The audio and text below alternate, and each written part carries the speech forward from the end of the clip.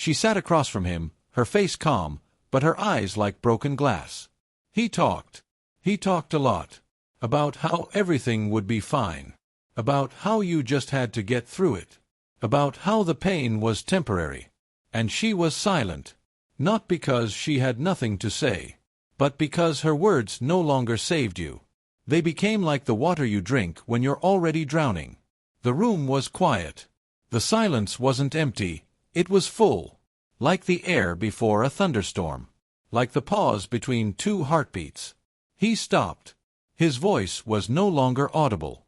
And then, for the first time in a long time, she looked at him not as a person speaking, but as a person finally hearing. Silence is also a language, she thought. Not as a phrase from a book, but as something that had sprouted inside her when she stopped struggling for an explanation. Her body remembered all the conversations that hadn't changed anything. All the, "I understand you," that sounded like, "I want you to stop being complicated." All the, "you are strong," that meant, "I don't know how to be there when you are weak." But the silence, it didn't demand. It didn't pressure. It didn't save. It just was. Like a presence. Like a hand that didn't pull, but simply lay there. He wanted to say something. To justify himself. To explain why he hadn't noticed when she disappeared. But something in her gaze stopped him. It wasn't about guilt. And it wasn't about forgiveness. It was about the fact that sometimes the most honest thing to do is not to speak. She stood up. Slowly. Like someone who had just regained her right to silence. And left. Without slamming the door. Without leaving a note. She just left. And there were more words in that movement than in all their conversations. She returned home, but not to people. To herself. To a room where the walls remembered her voice, but didn't demand it. She sat on the floor, her back to the radiator, and just was. Without words. Without explanations. Without must. Her body still trembled from the habit of making excuses. But the silence didn't ask. It allowed. There was no emptiness in this silence. There was weight. Like a blanket that you put on not for warmth, but to feel alive. She listened, not to sounds, but to herself. How she breathed. How her heart beat.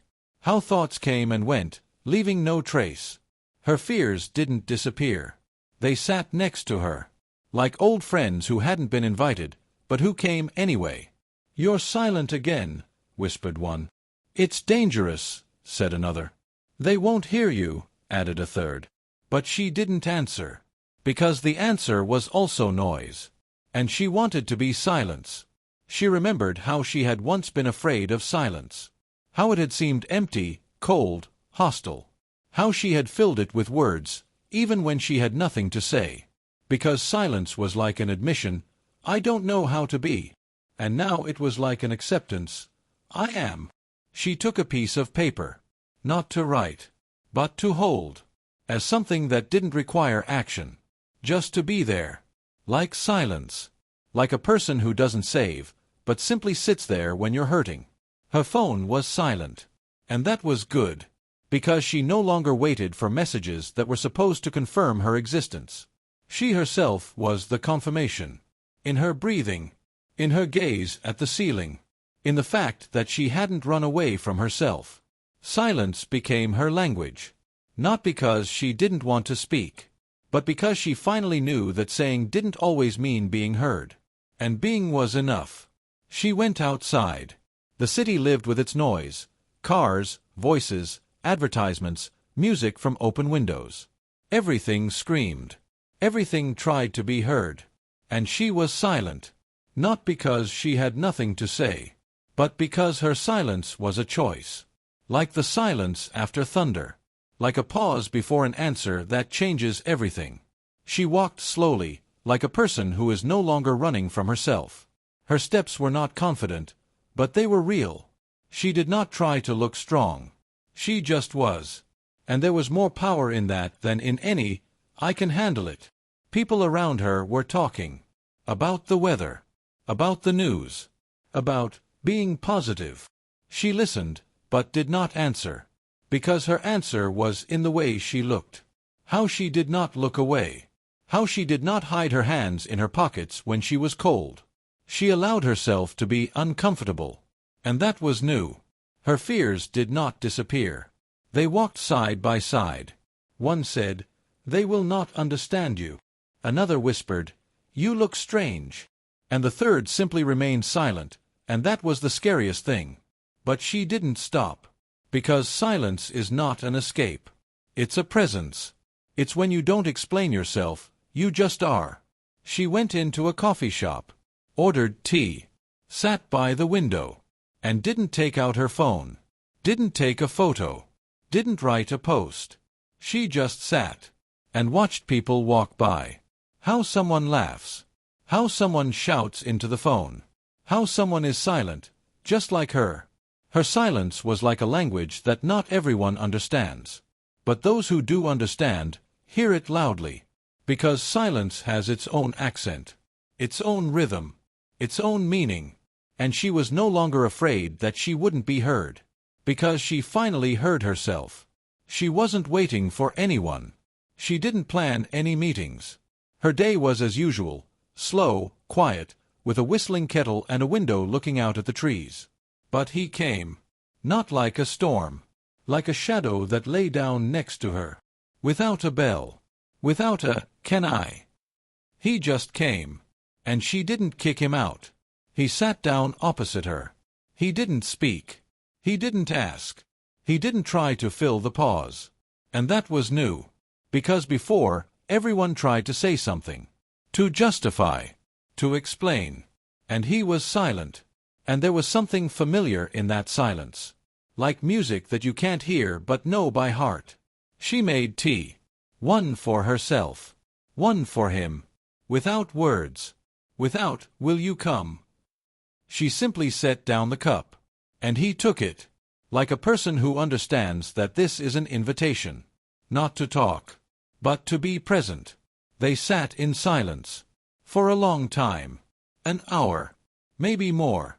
And there was more tenderness in that silence than in all the "How are you?" she had heard in recent months. Because he hadn't asked to know. He was there to be. Her fears had returned. He's waiting for you to talk. He thinks you're weird. He'll leave if you don't say something important. But she didn't listen.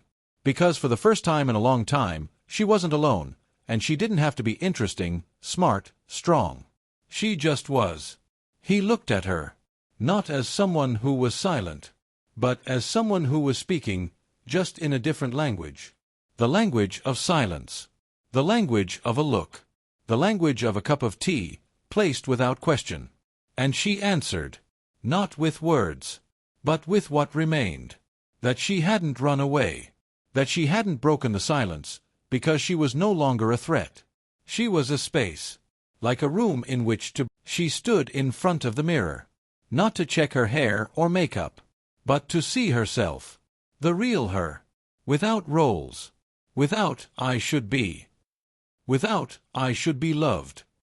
Just herself.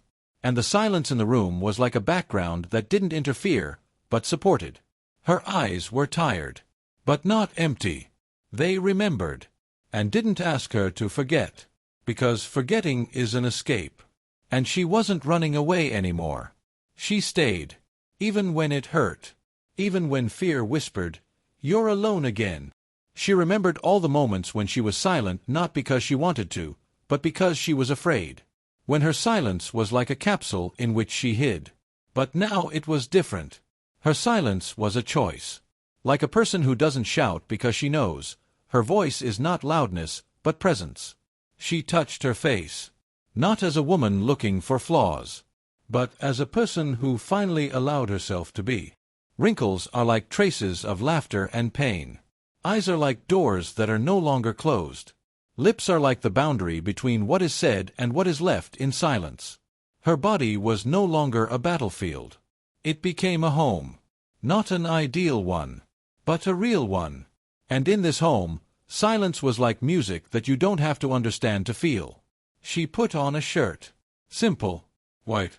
As a symbol that you don't have to be bright to be visible. And left the room. Not as someone who is proving something, but as someone who has already proven it to herself. The street was noisy, but she wasn't lost, because her silence was with her, like an inner space in which she was no longer afraid to be.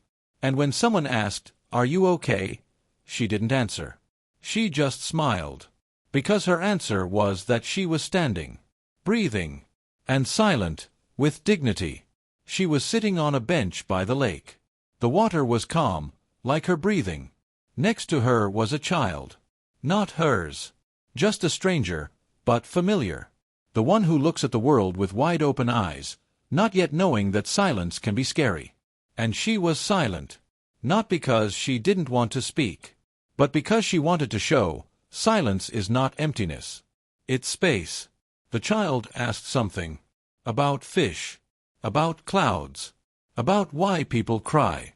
And she didn't answer right away. She just smiled. Because not all questions require words. Sometimes the answer is a look. And sometimes silence that doesn't leave you alone. She remembered how she had once been afraid of silence. How it seemed cold, indifferent, dangerous to her. And now it was her language. Her legacy. Her way of loving. Not intrusively. Not loudly. But simply being there. She wrote a letter. Not to anyone in particular. And to someone who will someday search for themselves in the noise. She wrote, "You have the right to be silent. It is not weakness.